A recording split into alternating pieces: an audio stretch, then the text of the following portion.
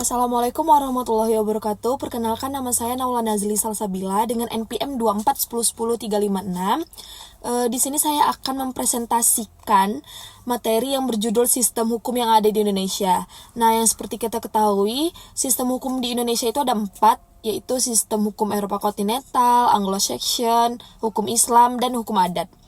Nah, berikut penjelasan dari saya.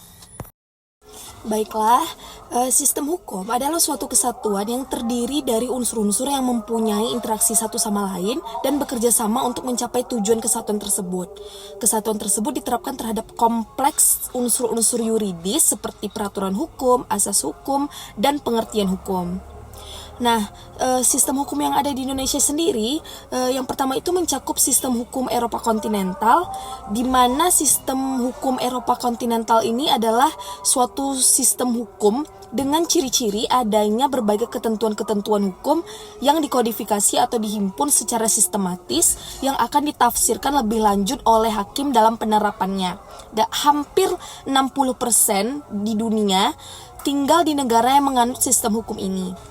Nah, selanjutnya yaitu sistem hukum umum. Sistem hukum umum adalah suatu sistem hukum yang digunakan oleh Inggris yang di dalamnya menganut aliran free legal, yaitu di mana hukum tidak dibatasi oleh undang-undang, tetapi hakim diberikan kebebasan untuk melaksanakan undang-undang atau mengabaikannya.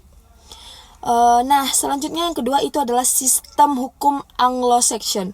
Sistem hukum Anglo-Saxon ini adalah suatu sistem hukum yang didasarkan pada jurisprudensi, yaitu keputusan-keputusan hakim terdahulu yang kemudian menjadi dasar putusan hakim-hakim selanjutnya.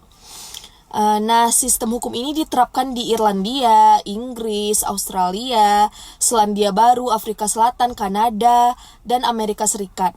Walaupun negara bagian Louisiana mempergunakan sistem hukum ini bersamaan dengan sistem hukum Eropa kontinental Napoleon.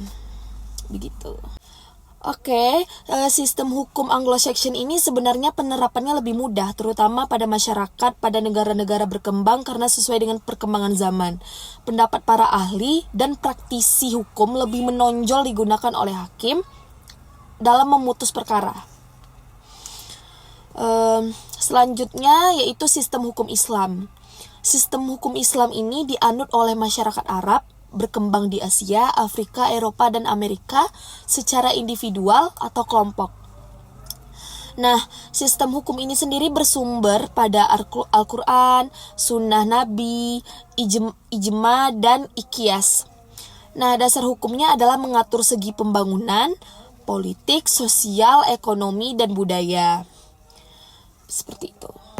Oke, di dalam hukum Islam terdapat hukum syar'i. Hukum syar'i dalam banyak istilah disebut hukum syara atau hukum syariat atau hukum syariah. Dan oleh dalam masyarakat Indonesia lebih dikenal sebagai hukum Islam.